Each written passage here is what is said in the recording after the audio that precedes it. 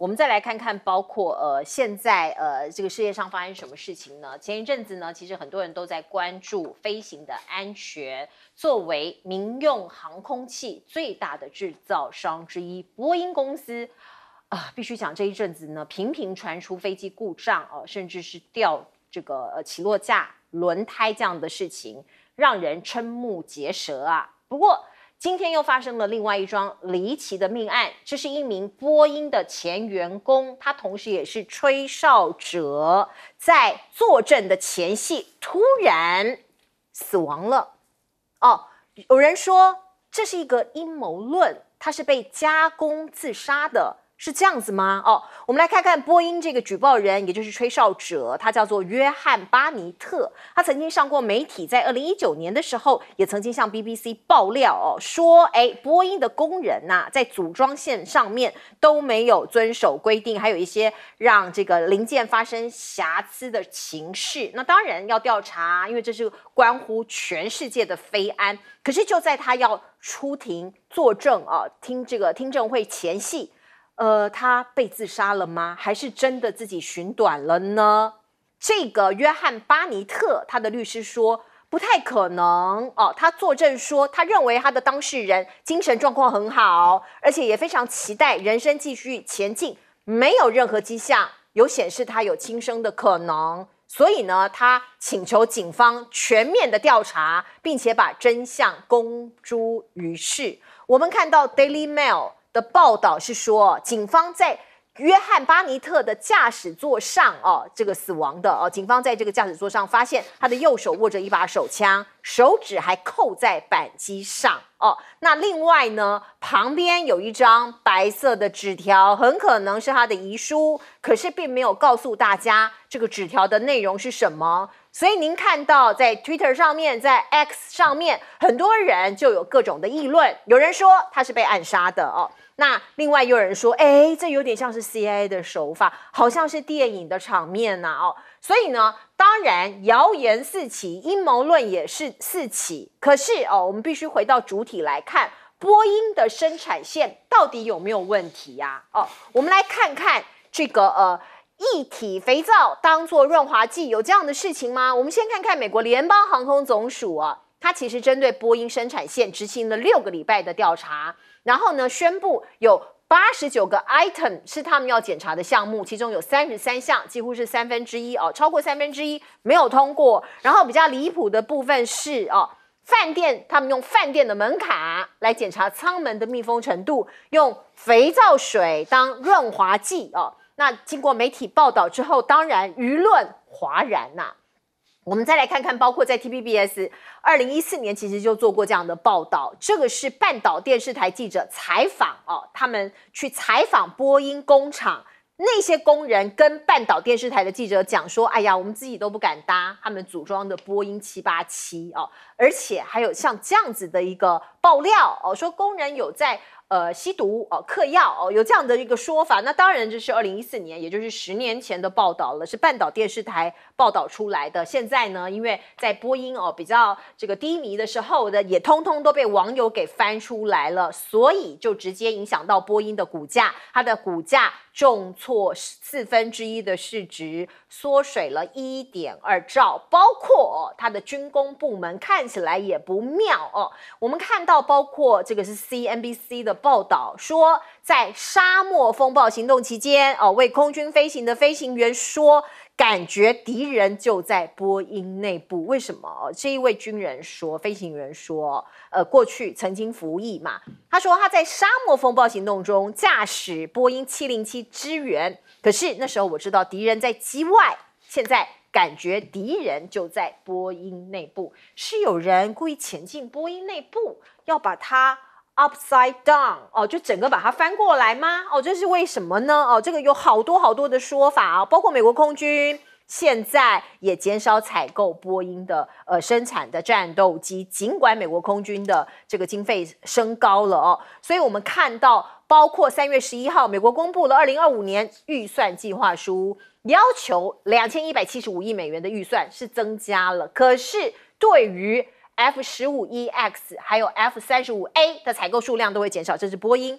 它来这个出产的非战斗机哦，那投入把预算投入其他这个具有潜力的项目之中，所以你就知道现在波音面对的这个难题跟挑战越来越大了。而另外我们可以看到未来是不是军人荒会出现呢？我们台湾现在募兵，不是募兵，我们的这个招募军人，像这样子的一个脚步，看起来也遇到瓶颈了，因为少子化嘛，还有可能有人会担心两岸开战，不愿意自己的子弟去当军人。美国也一样我们看到现在美军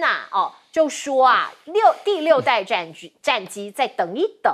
为什么？因为呢，美国年轻人的从军意愿低，征兵也困难美国的陆军未来5年要削减2.4万个职位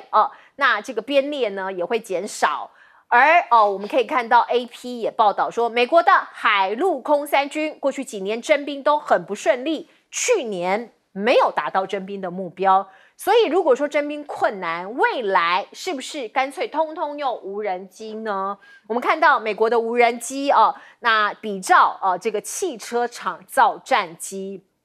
这个是美国的 XQ67这个无人机呢，它的生产也模组化了，包括生产线都把它模组化，只要参数可以衍生出不同的机型，很像是我们看到电影的这样子的情节一样直接把参数改一改就可以造出不一样的无人机。而另外包括中国大陆也在做像是超高速的无人机可以打败 F-22可以直达这个包括美国最先进的这个战斗机的功能。所以看到军武大家也都在比较，那人员不足好像是全世界大家都会面临到的课题。来，赖老师，美国波音的这位退休的员工，他是一位中阶的一个经理他负责整个787，这是梦幻飞机是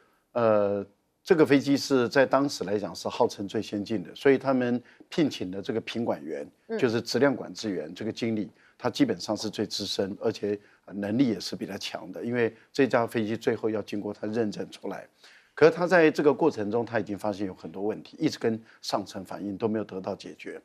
那他会对这个飞机越来越担忧其实这个反映了其他的飞机，包括737啦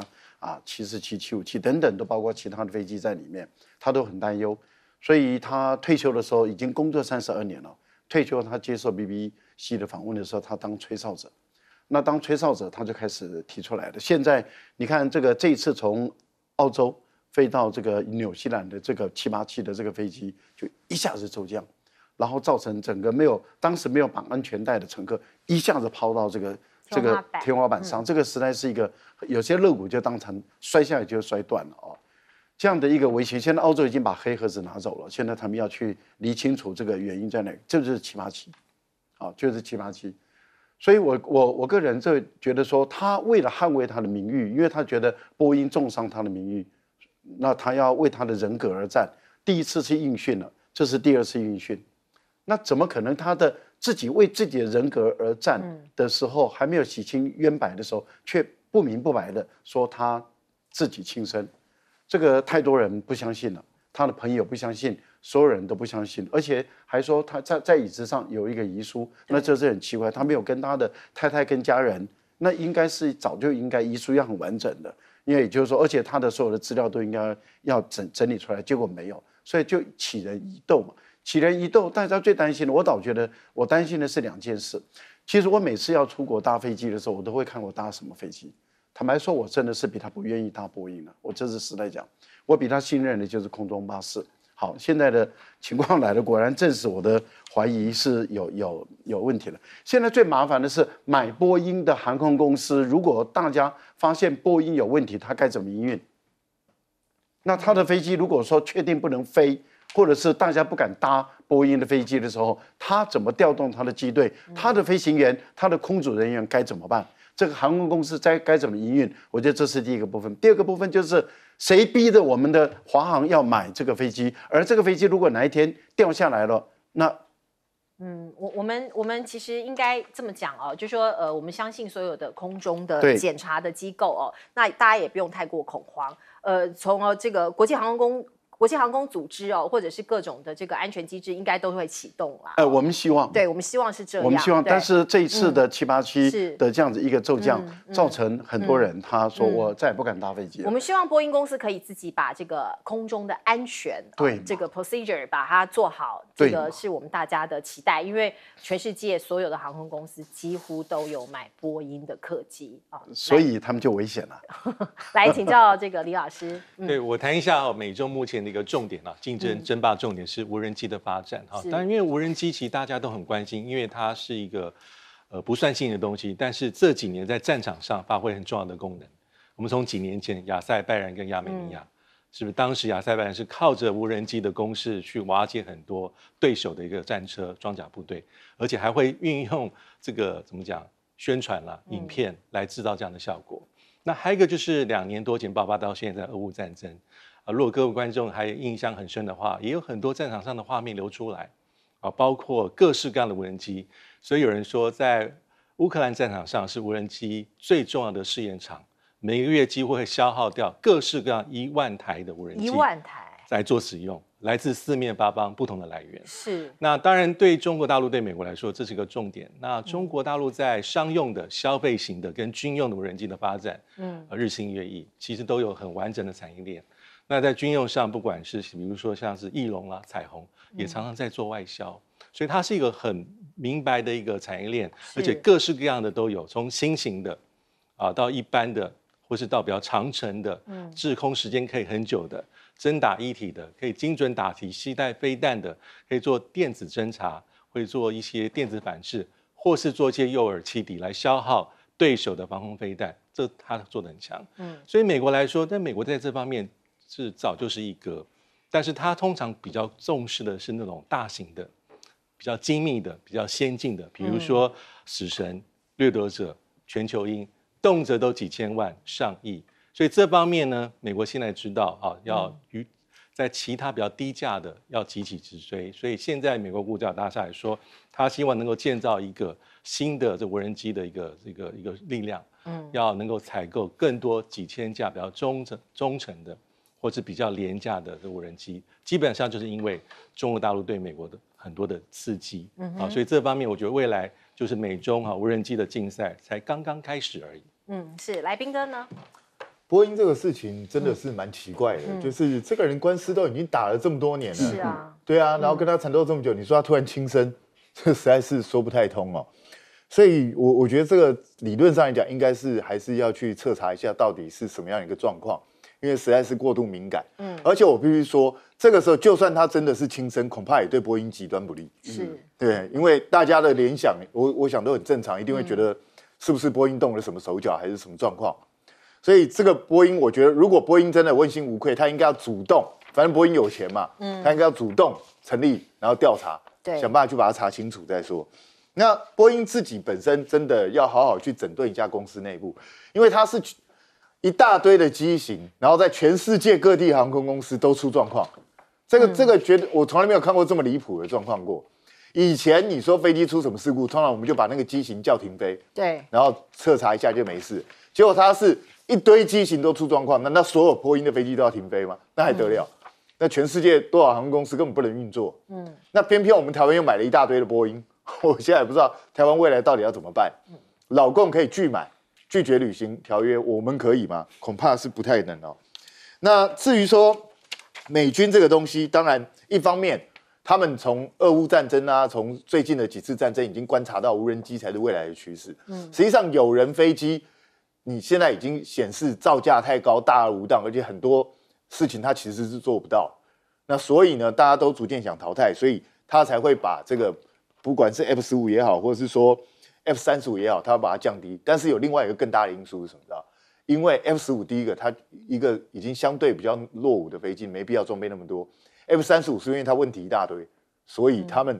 也是想考虑说，与其继续去制造 F-35A， 不如去研究下一代飞机算了。但是你看哦，美国弄了 SQ-67， 他想要用这种生产线模组化的方式去生产，有人家说像汽车生产线。然后美国又来了，你看他又希望同一个机型，我只要参数稍微改变一下，我又可以负责各种不同的任务。其实这叫什么？你知道？这个就是空军版的滨海战斗舰。不就是这样？又是想要模组化，想说这样子我可以省很多钱，大家用几个模组。可是你在滨海战略这件事上，后来实验就发觉，其实它根本就没那么好用。那因为美国人有一个很奇怪的习惯，就是他们都会把一些最新的科技加进去。对，那就违背你一开始你这样做的目的是为了省钱。结果你加了更多高科技进去之后，你debug你就要低很久，然后你整个让它能够适应新的战场之后，要花一段时间，然后等它真的适应可以发挥功用了，你发觉它已经落伍。所以我觉得美国如果还是按照这种思维的话，它这个计划可能到最后会失败。美国有很多计划，可是都成功吗？还是说其实失败率也很高？我们来看看美中的这个晶片战方兴未艾的这个时间点，美国商务部突然说，我暂停一项制裁，它让华为可以继续买 Intel 的晶片为什么那当然，他的竞争对手包括超微就很不开心啊。他说：“为什么英特尔可以继续卖晶片给华为啊？我不行。”因为超微他就提出来说，我们公司2021年就有提出这样的要求啊，可是你没有给我许可，却给 Intel 许可，这样子是差别待遇那我们看到为什么美国的商务部会做这一项的宣布，是不是有可能因为华为它的技术已经遥遥领先了所以呢，干脆进也进不了，就开放吧，是这样子吗？我们先来看看中国大陆的媒体就说了他就有一个报道出来了，说中芯的技术在突破3奈米的制程要来了我们看到包括说这个中芯组建3奈米的制程研发团队，帮华为麒麟9010的晶片用3奈米的制程量产，而且在设计阶段所以它又 upgrade 了所以是不是这样子呢？你就管不了了，或者是拖不垮它，干脆就放宽，是这样子吗？我们看到现在世界制裁产权组织它宣布了，华为领先国际专利申请，亚洲国家占了 55.7%， 华为在第一名，您看到的第二名是三星，第三名是高通所以可能拦也拦不住了，所以要慢慢开放了吗？而包括我们看到华为太出风头了，是不是在商业上面也有人要给他穿小鞋呢？要黑他？因为在中国，如果你挑起了民族的情绪，就像我们看到的农夫山泉这些商战你就很可能会被网民来攻击你。那华为也一样面临这样子的事情。我们看到是来自于日本的一位网友，他用 iPhone 14 Pro Max 来编辑的。为什么会特别这样讲？就是因为他攻击华为什么？他说华为你什么意思啊？中国的国产晶片用麒麟日文发音 Kilin 就是像那个麒麟啤酒就是同样的发音嘛你怎么不用中文的汉语拼音啊麒麟你应该用 QILIN 啊，怎么用 KIRIN 呢？所以你是重日你什么意思？你辱华所以呢，就是要攻击，意图去攻击这个华为的晶片。您看到它的晶片上面有这样子的字样。这个文章曝光之后呢，在网络上有正反两极的热议，可是不久之后就被微博给删除了所以大家知道呢，在网络世界在言论市场上面有很多很多的有人可能有其他的用意这个就是例子之一。而另外我们看到美中的贸易战的新战场来了吗？讲的是造船业。大家知道中国大陆的造船业非常的这个厉害可以这样子来形容，包括军舰方面，包括商业用船也一样。所以现在美国钢铁工会的工人工会就说中国用垄断的方式称霸全球的航运业所以他们建请拜登针对中国在造船还有海运业的不公平做法展开贸易调查所以万事万物都可以贸易调查，万事万物都可以做贸易战吗？美国的商务代表戴琪有回应他说对。中国在多项产业制造依赖性与脆弱性，像钢铁铝太阳能电池稀土持续伤害美国劳工和企业对美国产生实质的风险。他讲的是比较这个 rough 的，可是看起来会不会下一波的制裁，下一波的新战场就是在造船业呢？因为造船工业要用到很多像戴琪指出来的这方方面面的产业。而另外我们看到纽时他做了一篇报道，他说中国制品洗产地逃关税，全球头痛啊！这是自由时报引用纽时的这个报道的标题。内容他提到了联合国的数据显示，中国生产全球1/3的制造品 ，Made in China 这些产品太多了，比美国、德国、日本、韩国加起来还要多哦。可是现在美国不是用贸易来制裁吗？那中国它会找它的出路，它绕过关税的方法，把零件我先拆解零件先销到越南、马来西亚、墨西哥等国家，然后在当地把它组装起来，洗产地再销往美欧这是来自于《纽约时报》的报道。而另外，我们看到中国大陆的电动车产业大家知道非常的兴盛，也非常的厉害，在技术上、电池上，我们都报道了非常多那以往都集中在比亚迪，可是现在大家要注意了，小米第一部电动车 SU7 也将在3月28号上市，而且交付即上量，这是3年之约，价格就卖个关子，来自于雷军的说法哇。所以这个百花齐放在这个电动车的制造业上面，中国大陆必须讲已经是百花齐放了。可是另外一项消息，大家来看看这个华尔街日报报道的，他说比亚迪在海外这个投资不是投资，这个拓展市场失利了。在欧洲有超过1万辆的汽车滞销，因为我们知道呢，从去年年底，比亚迪就已经取代了特斯拉，变成全球最大的电动车销售商因为它电动车做很多，也卖到欧洲去。可是最近我们看到是不是它有一些问题，然后这个让它的电动车在海外的这一些车子滞销呢？我们看到传出来有超过1万辆比亚迪停放在欧洲的仓库等待出货，问题在哪里？不知道那据说市值蒸发了20%，这是来自于《华尔街日报》的报道，是不是拓展太快了呀？来，赖老师怎么看？拓展太快，消化掉就好了所以我觉得这个问题都不大因为本来如果说你的需求量一直扩大的时候，你的后勤补给、你的零料件的维修都要跟得上。那当然，这个具体的情况怎么样，可能要华尔街拿出更可靠的证据，例如说，这些车堆放在哪一个国家的仓库，哪一些地方卖不好。但是我们知道，它已经迈进英国了，而且已经直逼的这个特斯拉。特斯拉目前排名第1，而第2名已经是比亚迪了。之前不是比亚迪比亚迪没有进去，对不起，应该是明昱那么进去了。也就是另外一家电动汽车厂。那也就是说，我们看到事实上中国大陆电动汽车厂在海外的发展速度是非常的快，因为它也让世界各国的电动汽车他们感受到很大的生存压力。在这个过程中，那负面报道的一定会一直增加因为欧美的国家他们已经感受到他们已经快活不下去了。这个就好像纽约时报自己也承认说，由于中国大陆的这个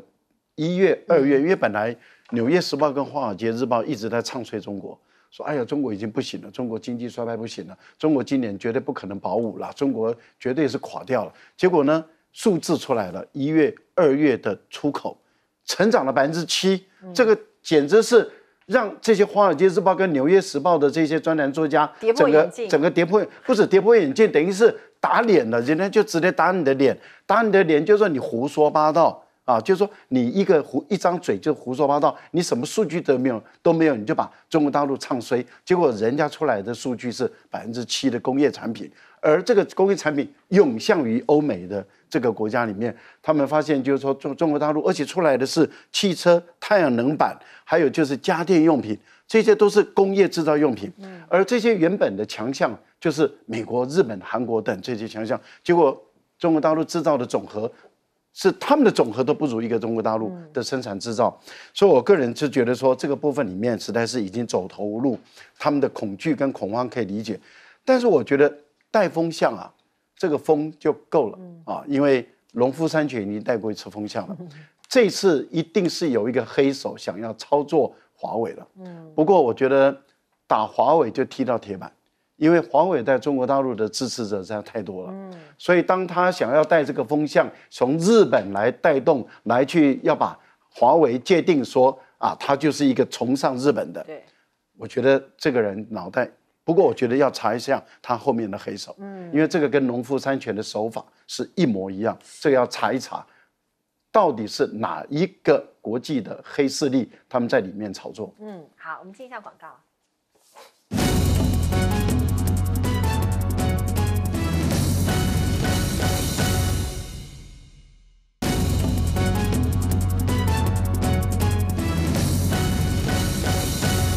美中贸易的新战场会是造船业吗？请教老师。目前看来是有这样的蛛丝马迹哈，因为我们知道美国钢铁的工人协会跟其他的几个美国工会哈，最近已经向拜登政府提出请愿啊，主要是希望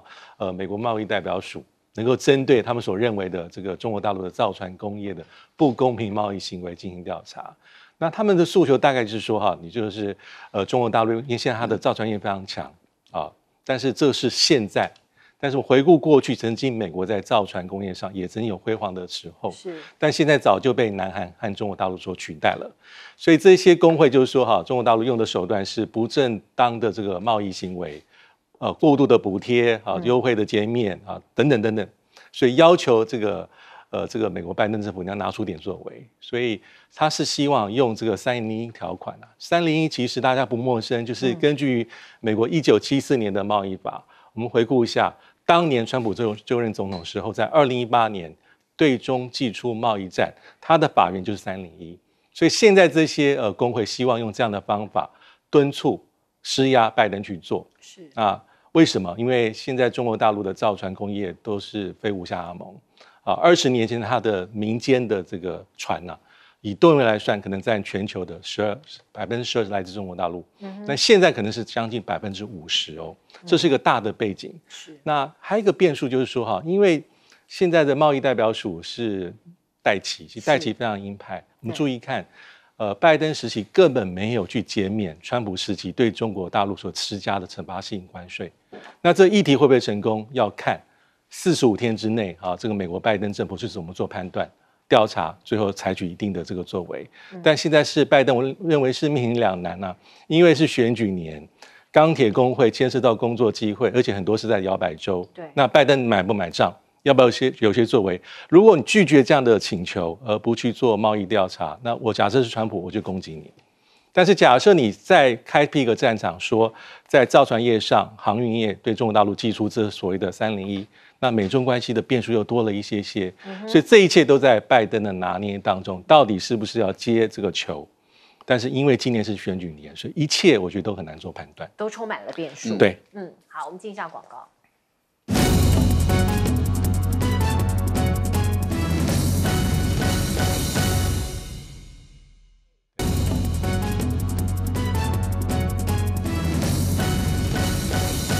好，最后时间交给彬哥。我觉得这个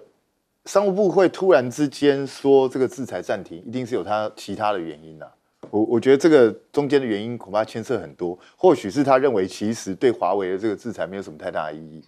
就是他制裁这个晶片。那我是觉得这个是特定的 Intel 晶片，也不是所有的晶片，所以我觉得这个大概是美国认为制裁它这个没有意义，反而是让他们少赚钱。OK。但是其他高科技晶片，我认为它还是会持续制裁的。那至于说华为到底有没有办法突破3奈米，老实讲，现在5奈米它都还在试嘛，所以3奈米它现在只是构建这个团队，那这个就是拼速度了。我相信它总有一天会做出来，但是什么时候能够做出来，我觉得现在就是至关紧要，就是速度。那速度如果赶不上，那就糟糕了。它导致造船这个东西呢，我是觉得美国当然现在很紧张。因为美国造船速度实在太慢，然后他们的造船业也一直在衰落当中，所以前一阵子不是跑去日韩去看，希望日韩能够帮助他们重振他们的造船业。但是我个人是认为这几乎是不可能的。为什么？因为美国从冷战之后，它的造船业衰落是从冷战之后，因为它对船舰的需求大幅下降，然后一般的商业造船它无利可图，所以它才会让给亚洲这些国家来做。那从那个时候，美国就有一个致命的问题，就是什么？他的有经验的工人已经不见了，不是转行就是老死。对，那所以你现在就只剩那一些有经验的工人。实际上，同样的情形发生在前苏联转变到俄罗斯的时候，俄罗斯那个前苏联解体之后，俄罗斯一开始经济穷困，所以他没有办法去造船。然后等他过了20年之后，他开始经济比较好了，他开始要造船的时候没有办法造，没有工人了。他有经验的工人都老死，要不然就去做别行啦。对，他必须重新再培养。对，然后他那时候找了一个冤大头叫印度，说我送你一艘航空母舰，但是呢，我帮你建。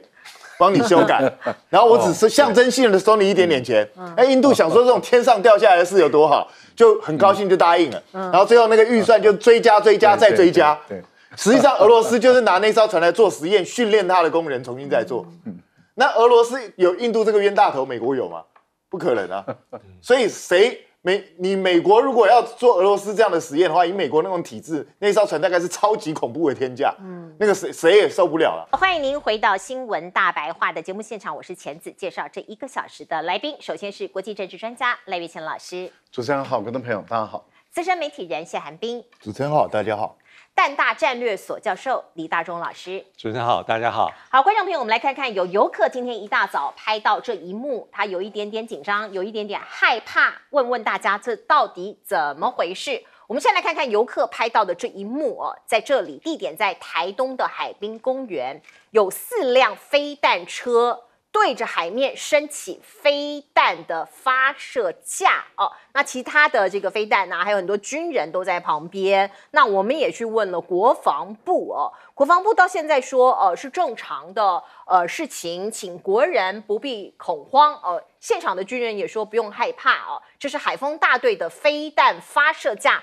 升起来了哦。游客就想说，是有演习吗？还是说在监控什么呢？不过到截稿为止，我们其实问不到答案。好，那现在我们看到，包括在军事上面，在海上，在天空上，都有一些变化。而认知作战，我们的执政党告诉我们，对岸已经渗透到我们的海外侨胞吗？我们先来看看徐家清他说要求侨团2个小时之内通报什么呢？来源在这儿。沈伯洋，民进党的立法委员，他说，2018年中国就将侨务工作移到统战部，把海外的台湾人纳入中国的统战范围所以呢，他认为这个是我们必须防微杜渐的部分是透过经济软性的措施来拉拢海外的侨胞慢慢的渗透。所以呢，他就通知了我们的侨委会委员长徐家清那徐家清就讲说，好，我们会启动 SOP 作业，只要有任何的假讯息或者是不当的渗透你要我们这些侨胞的团体要2个小时之内回报。到目前为止，大家都很团结，皆有通报这个是我们的这个执政党告诉我们的要小心，要保密防谍。而另外，对于在野党跟对岸的交流，某种程度又把你划为你不当，你有通匪的嫌疑。讲的是国民党的副主席夏立言，他今天下午又到中国去访问了那率团飞重庆那我们来看看，包括他会去的地方是重庆、成都、济南、青岛。那夏立言说，他是为了台商而去，没有代表政府或任何人谈判协商，见人都会都会谈金门渔船这些东西，作为老百姓他觉得这个东西他不设限嘛，要谈任何议题都可以呀我们有言论自由我也是老百姓我有言论自由那外界就说，是不是你在回应陈耀祥我们的 NCC 主委前几天在立法院讲说没有100%的言论自由呢？那夏立中访中，王义川现在是名嘴，他酸他说，哎呀，我看他是被叫去骂啦那也隔空喊话，要这个夏立言说不要做丧权入国的事情。而另外呢，包括我们可以看到呢，这是常态了，只要有任何在野的政治人物或者是任何的这个代议士或者是跟政治相关的工作者，只要访中就会被绿营指控是在地协力者吗？那两岸到底要不要交流，还是要不要干脆立法？台湾未来不能去大陆访问，或要不要这样立法呢？这样会不会比较清楚干净呢？另外，我们的军事机密是不是被看光光了？这是来自于 Google 的地球更新资讯图资。那我们也可以清楚的看到，我们的国防最机密的军事重地，已经随随便便就被全世界所有的人看光光。这样还需要保密防谍吗？还需要你徐家清讲这个2个小时之内回报吗？还需要夏立言跑去中国大陆吗？我们看到Google 地球更新的图资台中大肚山天宫3型防空飞弹。画质超清晰，扇形的7爪阵地，7座弹箱直立的战备中的弓3飞弹车清晰可见。这个图我们是已经做了处理了，我们有帮它做了一些马赛克不然你现在到这个 Google 上面去看这个至少有人已经抓了这些图是非常清楚的。邱国正被提醒之后，他说他会去跟 Google 沟通协调我不晓得现在是不是已经看不到了。不过也有网友就酸了，他说你看赖清德去年在大选前不是有老家违建的争议吗？那个时候呢，你点开 Google 地图看，全部都被打码，你看全部都码得干干净净的。所以这个整块地变成国家机密吗？就是赖清德的老家变国家机密吗？这是军事重地吗？比国防机密还要机密这个就是很吊诡、很可笑的部分。那我们再来看看，包括美国到底对我们台湾的军事协助到什么样的部分，或者是怎么样来帮我们的国军上课吗？这个是很多包括军事迷都在讨论的部分。我们来看看蛛丝马迹，这是发生在去年年底的时候有一桩社会新闻，澎湖有3名醉客跟3名美籍的壮汉爆发冲突乍看之下是一个社会新闻，最后大家才知道说原来这3位美籍壮汉muscle 很大的美籍壮汉是驻澎湖协助我们训练的美军特战教官那当然警方要处理嘛，因为有打架嘛，有肢体冲突嘛。到案之后他说我不是军职只说我是 AIT 的雇员感觉有一点神秘有一点模糊。而且这3名美国的壮汉说，我不要追究了，我也不要提告了，大事化小，小事化无了。那个时候呢，就已经有很多的坊间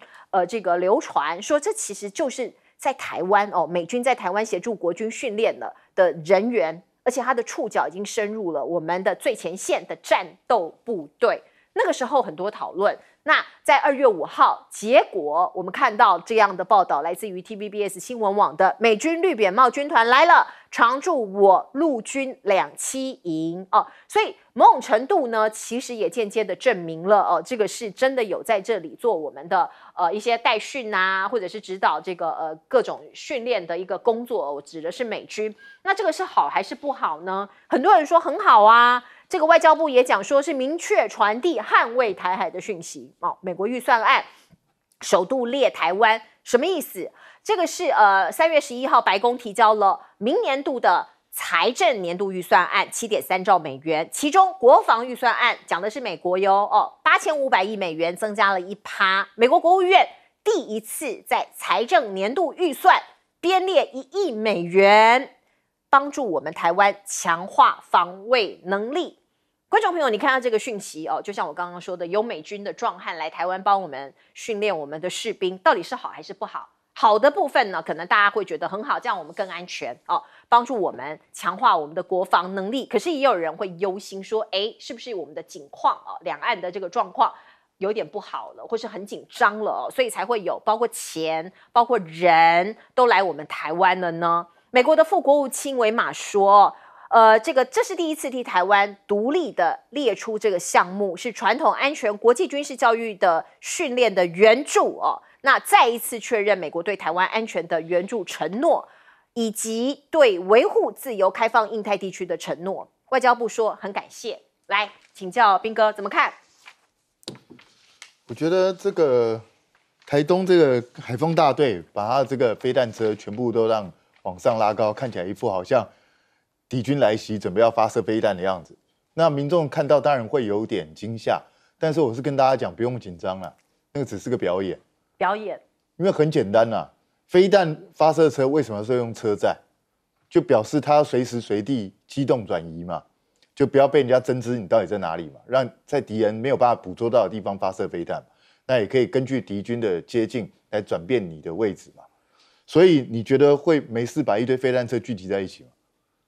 你聚集在一起，不是刚好就被人家一锅端，对不对？所以那个就是一个表演，就是告诉大家，我们现在都非常精实，我们有这些飞弹车，请大家放心，就是这样子而已。所以这没有什么。那中国大陆有没有统战渗透台湾侨胞？他不是做了好几十年了吗？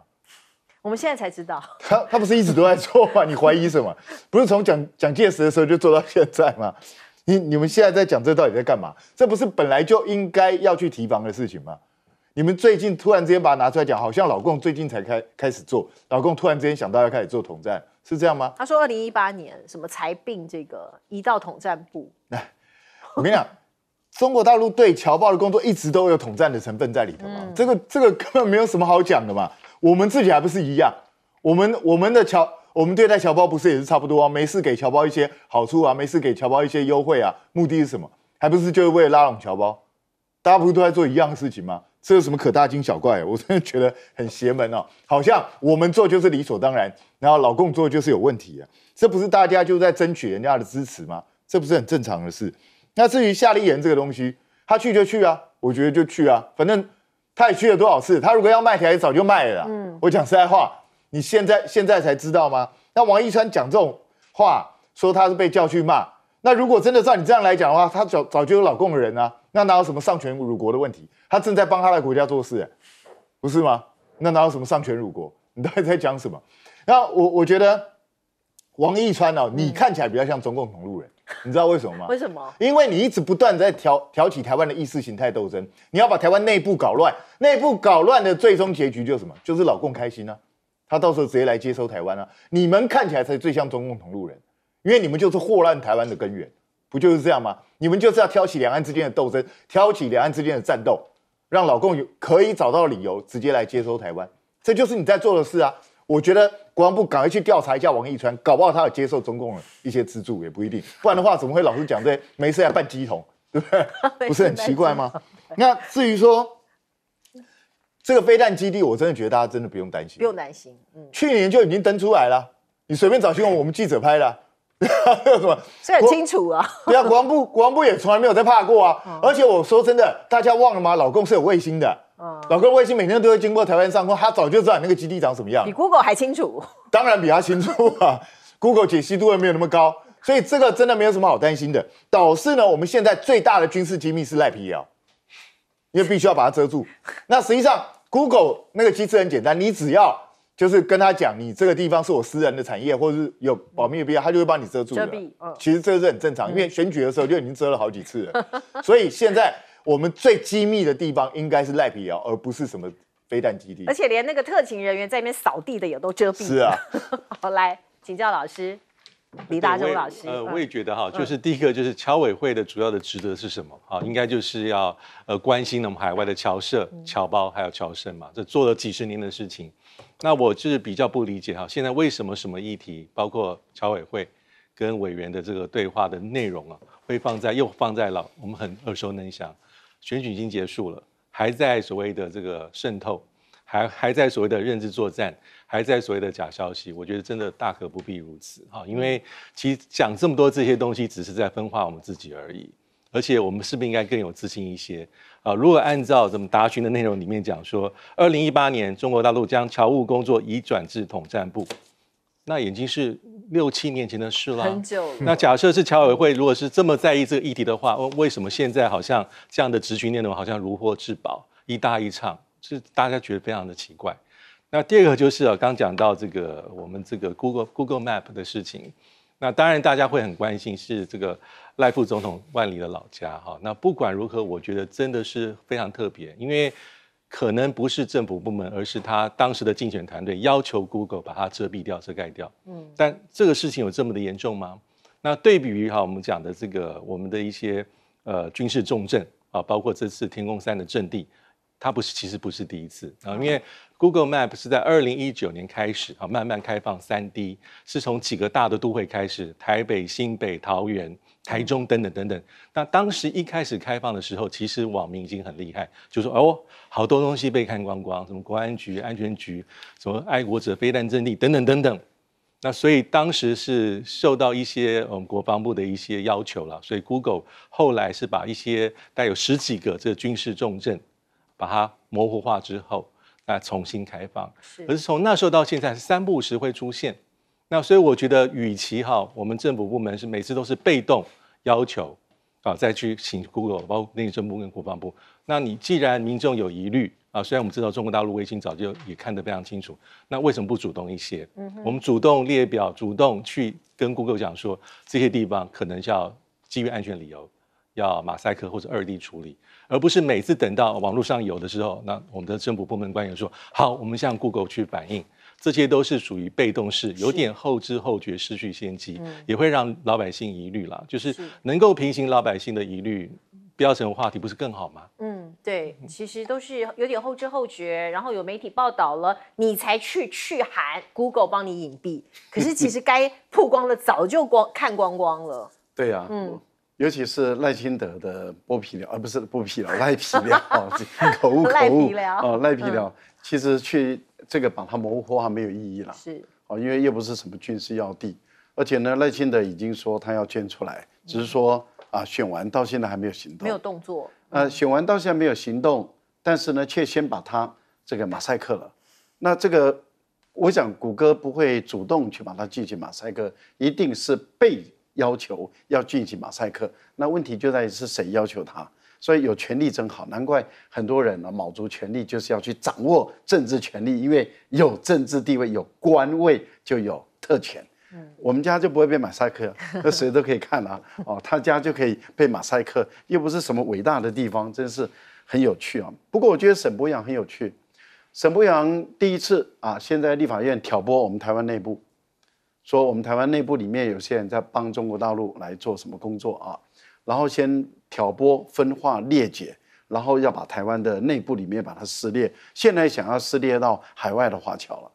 海外的华侨他跟许家清到底是一搭一唱，还是许家清要再说明呢？因为我们知道我们的华侨里面有老侨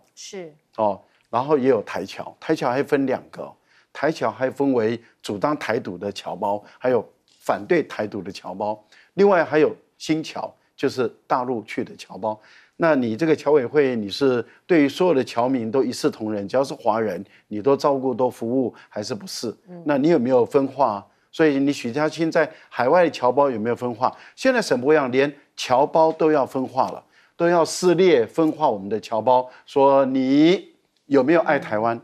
我觉得这些人实在是。当了立委之后对台湾实在是太不友善了。从台湾内部搞分化，从台湾外部搞分化。不过这个夏立言我觉得夏立言要代表国民党跟大陆加强联系，我觉得这是好事，这是管控两岸之间危机多一个管道，这很重要。有一些野狗乱叫，就不用理他